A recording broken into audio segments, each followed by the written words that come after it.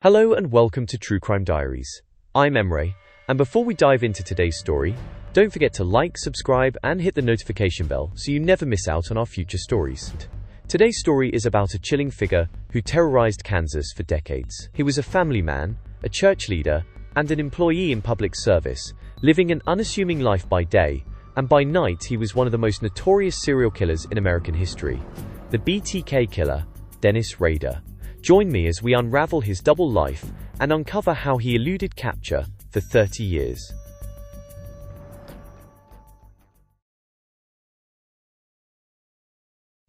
Our chilling journey begins on January 15, 1974, a seemingly ordinary winter day in Wichita, Kansas, which would soon become etched into the annals of crime history. In this quiet Midwestern city, Dennis Rader, a 28-year-old with a seemingly conventional life, embarked on the dark path that would earn him the notorious moniker, the BTK Killer, or an abbreviation he chillingly coined for his modus operandi: bind, torture, kill. The stage was set for one of America's most unsettling and perplexing true crime tales. On this fateful day, Rader targeted the unsuspecting Otero family in their own home. The victims were Joseph and Julie Otero, loving parents and their two children, Joseph Jr., age 9, and Josephine, a mere 11 years old.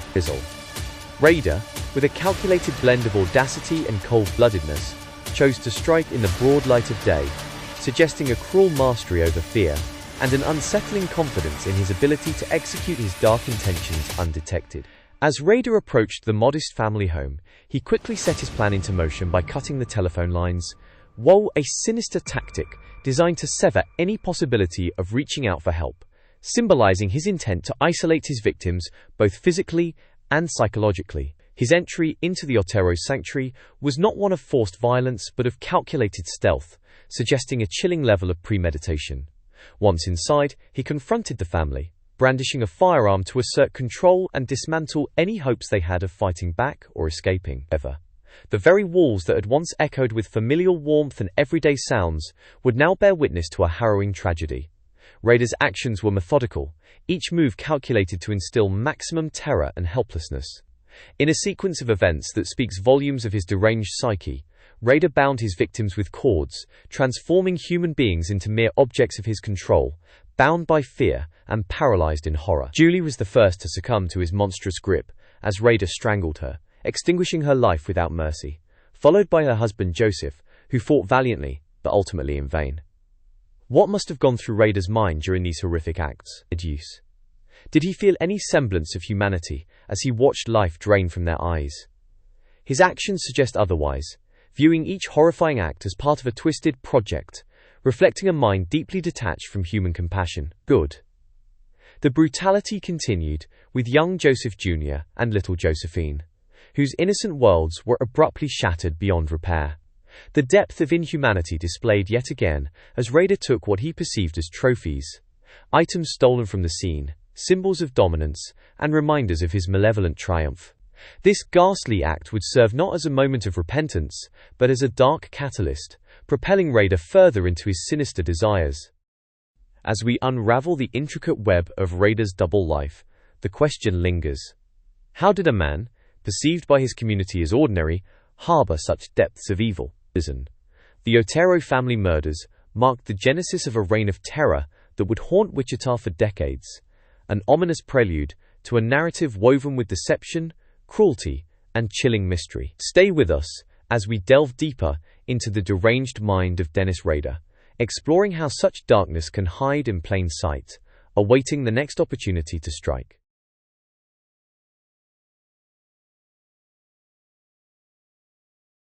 What makes the BTK killer particularly infamous is his need to taunt and control not just his victims, but the entire city of Wichita. Imagine living in a city gripped by fear, where an unseen predator lurked in the shadows, someone who was not only deceptive and cruel, but craved an audience for his grotesque performances. This unsettling narrative began to unfold publicly on October 22, 1974, when Dennis Rader sent a letter to a local television station, claiming the ominous moniker BTK, acronym for Bind, Torture, Kill Rader, revealed the chilling details of the Otero family murders, ensuring that he could eradicate any doubt about the authenticity of his claims. It was as though he was pulling back the curtain on his own theatrical display of malevolence. This letter marked the inception of a terrifying game of cat and mouse, with law enforcement and the media, a psychological thriller played out in real life. The police, media, and citizens quickly realized they were up against someone who not only eluded capture, but relished the opportunity to mock their helplessness. In a way, each communication from BTK was a chilling reminder that he was always watching, always waiting, and that he operated beyond the reach of justice at that time. His correspondences were riddled with spelling errors, drawing an eerie contrast between his apparent arrogance and a more human aspect of imperfection. But within this twisted realm of psychological warfare, a question arises. Why did Dennis Rader, the man behind the BTK persona, take a 9-month hiatus before claiming credit for these heinous acts? Was it the icy grip of fear that held him back? Or perhaps the sick thrill he derived from silently patrolling the fine line between gaining infamy and being apprehended? Could it be that he reveled in the silent storm he created, where he alone knew the truth, while the city simmered in fear and speculation? Or did he covet the unending power to manipulate life and death from the shadows, unsure yet emboldened by his hidden identity? The gap in communication could have been strategic, a deliberate pause to heighten tension and reinforce his narrative of control. Each moment of silence was perhaps as loud in his mind as the words he carefully crafted later. It kept the public and authorities on edge, perpetually uncertain of when the next sinister message might appear. BTK sought recognition and validation, not only from his barbaric acts, but from knowing the world was forced to acknowledge his presence, albeit fearfully. As we delve deeper into the psyche of Dennis Rader, we explore a man living duplicitously, an outward semblance of normalcy, masking a churning tempest of inner darkness. This dichotomy is what both fascinates and terrifies, for in Rader's communications, we glimpsed the chilling reality of a man who thrived on the terror he instilled and the power he wielded over an entire city. The narrative was far from over, with each letter carrying the chilling promise of more exploits, more terror to come, leaving an entire community suspended in the grip of an unseen menace.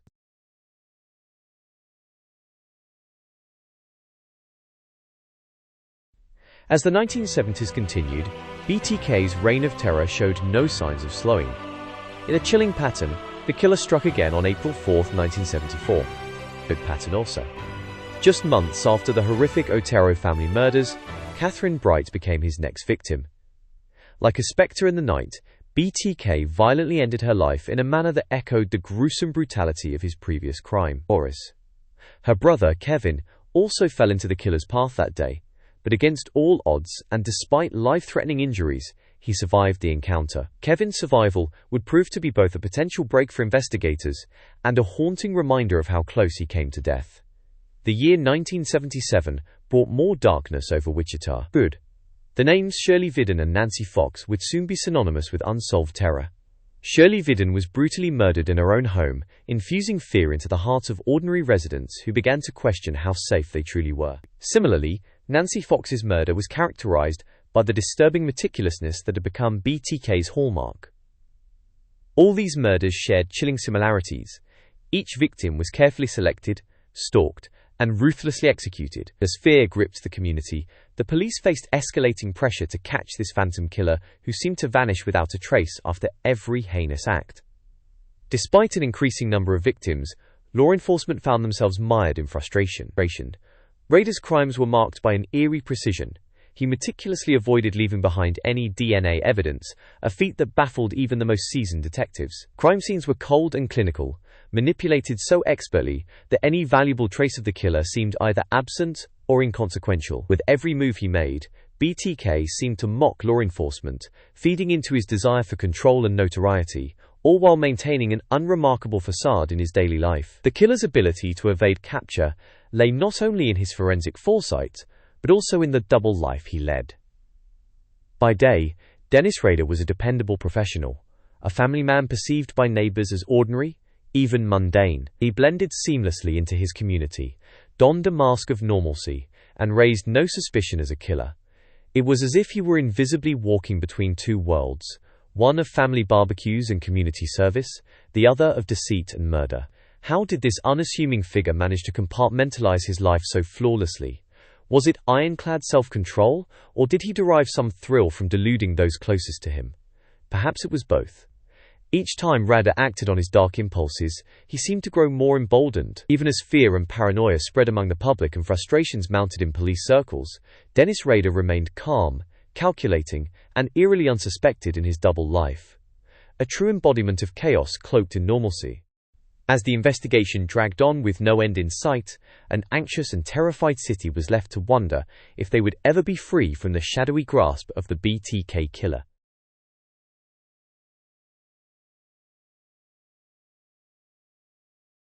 After the chilling murders of the 1970s, BTK seemingly vanished without a trace, leaving a confused and fearful community in his wake. Investigators tirelessly combed through evidence, pondering the possibilities.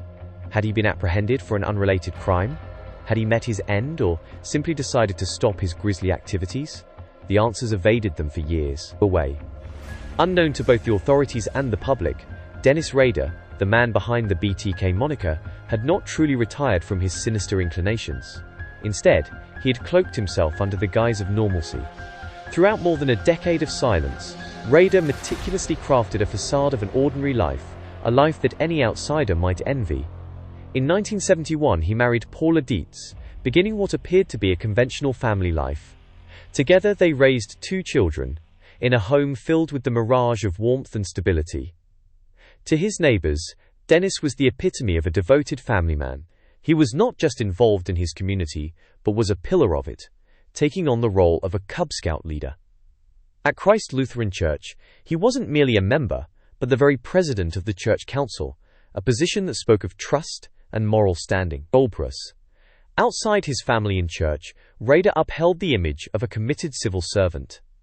As a compliance officer in Wichita, he was known for his meticulous approach and stern enforcement of the local regulations. However, beneath this veneer of civic responsibility laid a dark undercurrent that he managed to keep hidden for years. This duality raises compelling questions. What kind of psychological compartmentalization allowed him to live such contrasting lives? And during those silent years, what truly occupied the mind of a man who had once terrorized a community?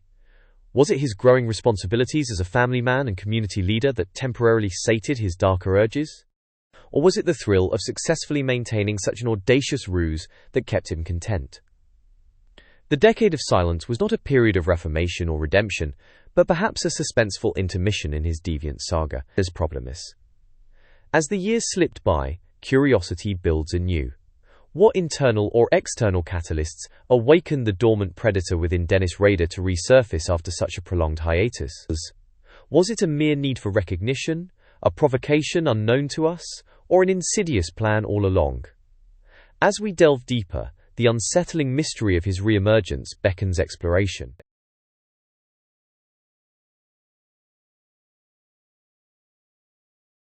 The saga of the BTK killer, dormant for decades, roared back to life in 2004. Dennis Rader, who had eluded capture and thrived in the shadows for so many years, perhaps grew restless. His alter ego, BTK, a moniker derived from his heinous modus operandi, bind, torture, kill, had been silent since the late 1970s. Yet something stirred within him. Was it the audacity of a killer feeling overlooked by history, or simply a craving for the limelight? Whatever the reason, Rader couldn't resist reaching out to the media, craving acknowledgement of his twisted legacy. Rader's return to correspondence was a chilling reminder that he still considered himself a master of control and deception. But this time, his overconfidence betrayed him. In his eagerness to taunt and manipulate, he overlooked the capabilities of modern technology. Investigators received a floppy disk, a relic of the recent past, which they believed was a harmless medium. However, upon examination, they extracted metadata, a digital fingerprint that led them straight to the Christ Lutheran Church, where Rader was a respected board member. The web of Rader's lies began to unravel swiftly. However, on February 25, 2005, the unassuming local compliance officer and family man was arrested near his home in Park City, Kansas. The community was in shock. How could the amiable man next door who served his church and led the local Cub Scouts be capable of such monstrous acts? Rader's arrest was not the climax of a dramatic police chase or an undercover sting operation. Instead, it was the result of painstaking digital detective work, a testament to the relentless pursuit of justice by investigators who refused to let the forgotten victims remain silent. The irony here is palpable. The meticulous attention to detail that allowed him to evade capture for so long ultimately contributed to his undoing. In the face of irrefutable DNA evidence, Rader did not plead his innocence or mount a defense. Instead, with an unsettling calmness, he laid bare each gruesome crime with the banality of recounting mundane chores or casual Sunday outings. His total lack of remorse or empathy left both investigators and the public haunted, grappling with the enormity of his monstrous actions. As he was sentenced to 10 consecutive life terms without the possibility of parole, a nation pondered the terrifying duality of Rader's life. How could he compartmentalize his sinister cravings with the banal normalcy of everyday responsibilities and community involvement? His last act of hubris, the decision to return to the spotlight, raised more questions than answers. Was Rader compelled by an insatiable need to remind the world of his menacing intellect, or was his ego his fatal flaw, where his need for recognition overpowered his cautionary instincts? Even decades later, as Rader sits behind bars, these questions continue to echo, forcing us to confront the human psyche's dark and unfathomable depths.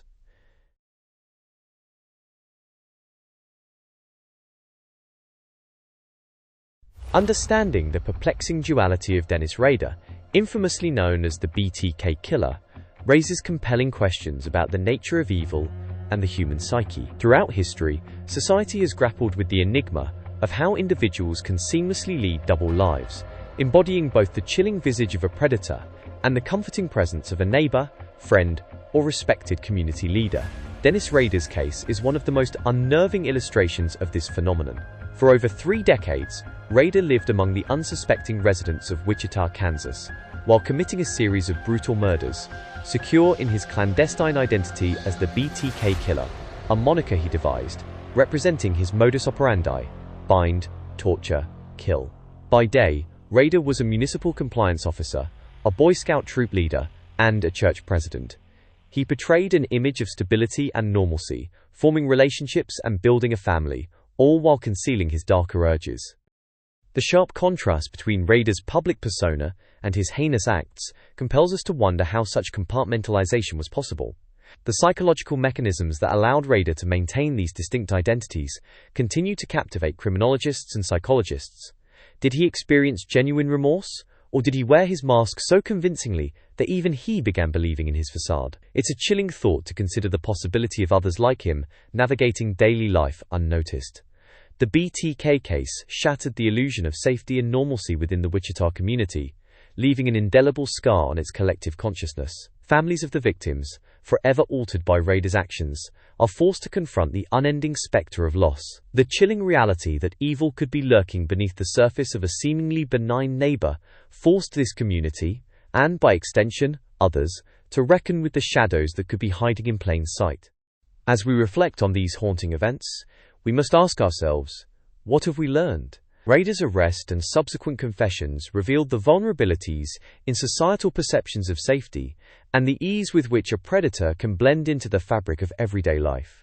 The BTK case serves as a grim reminder of the importance of vigilance and the need for an ongoing dialogue about identifying and understanding the warning signs of such duplicity. Could individuals like Rader still exist today, hidden in neighborhoods, workplaces, or places of worship, eluding detection under the cover of normalcy? This unsettling thought lingers in the minds of those captivated by true crime, urging communities to remain watchful and reminding us that sometimes the greatest threats lie not from the unknown, but from those we think we know.